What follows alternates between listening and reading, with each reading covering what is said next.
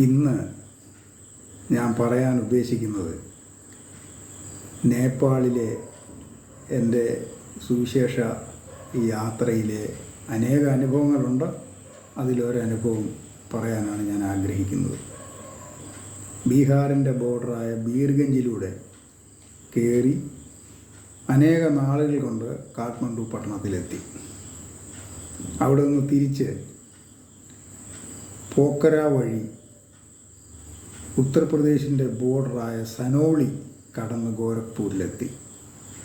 ഏതാണ്ട് 3 മാസത്തോളം നേപ്പാളിൻ്റെ പ്രദേശത്ത് സൈക്കിളിലുള്ള എൻ്റെ സഞ്ചാരം തുടർന്നു.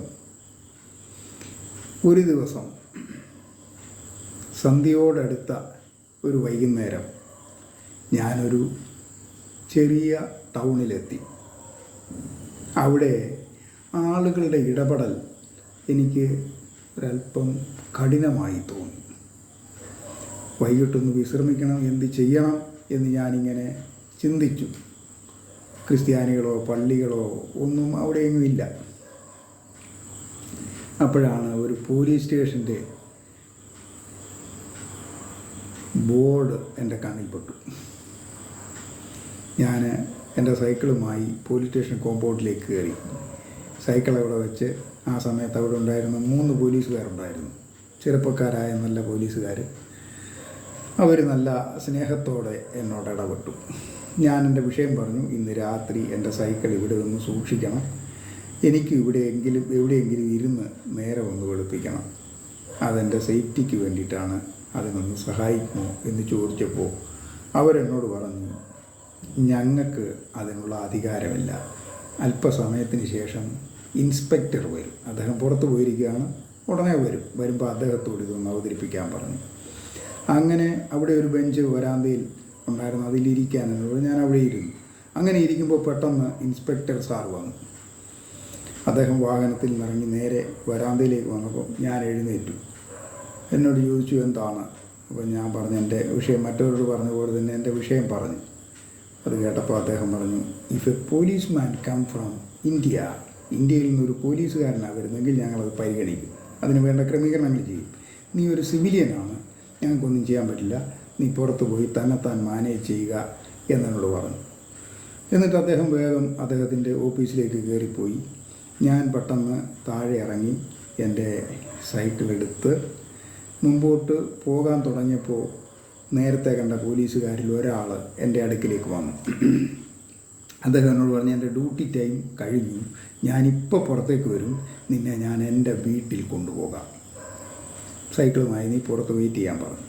അങ്ങനെ ഞാൻ പുറത്തേക്ക് ചെന്നു. അല്പസമയം കഴിഞ്ഞപ്പോൾ അദ്ദേഹം വന്നു. ഞങ്ങൾ 2 പേരും കൂടെ, അധിക ദൂരമില്ല എന്ന് പറഞ്ഞു, നമുക്ക് നടന്നു പോകാമെന്ന്. ഞാൻ സൈക്കിൾ തല്ലി അദ്ദേഹത്തിൻ്റെ കൂടെ വർത്തമാനം പറഞ്ഞ് നടന്ന് അവരുടെ വീട്ടിലെത്തി. എനിക്ക് അത്യാവശ്യം ഫ്രഷാകാനുള്ള സൗകര്യം ചെയ്തു തന്നു. അത് കഴിഞ്ഞിട്ട് നല്ല സുഭിക്ഷമായ ഭക്ഷണം തന്നു. അന്ന് അവരുടെ ഒരു ത്യോഹാർ, അവരുടെ ഒരു വിശേഷ ദിവസമാണ്.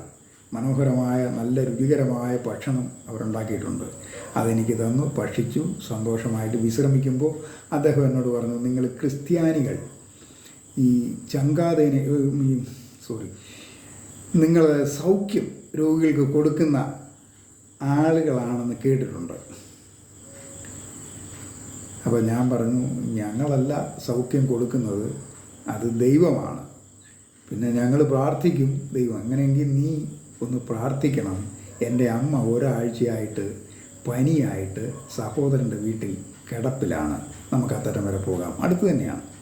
അങ്ങനെ ഞാനും അദ്ദേഹവും കൂടെ അദ്ദേഹത്തിൻ്റെ അമ്മയുടെ അടുത്തേക്ക് പോയി. അപ്പോൾ എൻ്റെ കയ്യിൽ, ഞാൻ അങ്ങോട്ട് പോകുമ്പോൾ പ്രത്യേകമായിട്ട് പുതിയ നിയമം, നേപ്പാളിലുള്ള പുതിയ നിയമം എൻ്റെ കയ്യിൽ എടുത്ത് ഞാൻ അവിടെ ചെന്നു. അമ്മച്ചിയുടെ അടുത്ത് ചെന്നു. ഞാൻ ഇദ്ദേഹത്തിന് ആ വാക്യങ്ങൾ എടുത്തു കൊടുത്തു. മർക്കോസിൻ്റെ സുവിശേഷം 1-ാം അധ്യായം 29 മുതൽ 32 വരെയുള്ള വാക്യങ്ങൾ അദ്ദേഹത്തെ കൊണ്ട് ഞാൻ അവിടെ വായിപ്പിച്ചു. അപ്പോഴത്തേന് ചുറ്റുപാടുകളിൽ നിന്ന് കുട്ടികളും സ്ത്രീകളും എല്ലാം കൂടിയിട്ടുണ്ട്. ആ വാക്യം വായിച്ചു കഴിഞ്ഞ് ഞാനൊരു 10 മിനിറ്റ് നേരം അങ്ങ് പ്രാർത്ഥിച്ചു.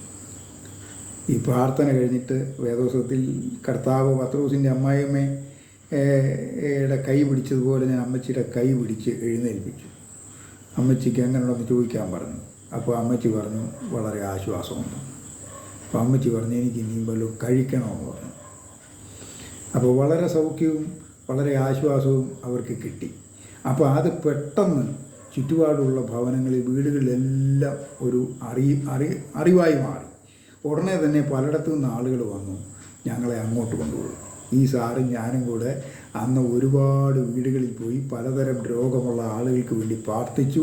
യേശുക്രിസ്തു 35 അത്ഭുതങ്ങൾ ചെയ്തതായിട്ട് പുതിയ നിയമത്തിലുണ്ട്. അതെല്ലാം എനിക്ക് കാണാപ്പാടമാണ്. ആ ദിവസങ്ങളിൽ, ആ നാളുകളിൽ ഒക്കെ തയ്യാറായിട്ടാണ് ഞാൻ പോയിരുന്നത്. അപ്പോൾ യേശുക്രിസ്തു ചെയ്ത 35 അത്ഭുതങ്ങളിൽ ഈ രോഗികൾ ഏതുതരം രോഗികളാണോ അവർക്ക് ആവശ്യമുള്ള സംഭവം വേദോസത്തിൽ നിന്ന് അദ്ദേഹത്തെ കൊണ്ട് വായിപ്പിച്ചാണ് ഞങ്ങൾ പ്രാർത്ഥിച്ചത്. രാത്രി 12:30 മണി വരെ ഞങ്ങൾ ഈ ശുശ്രൂഷ തുടർന്നു. അവസാനം വന്ന് അദ്ദേഹത്തിൻ്റെ വീട്ടിൽ നല്ല പഞ്ഞി മെത്തേ കിടന്ന് ഉറങ്ങാനുള്ള ഒരു സൗകര്യവും എനിക്ക് ലഭിച്ചു. സത്യത്തിൽ ആ ഇൻസ്പെക്ടർ സാറിനോട് എനിക്ക് വളരെ സന്തോഷം തോന്നി.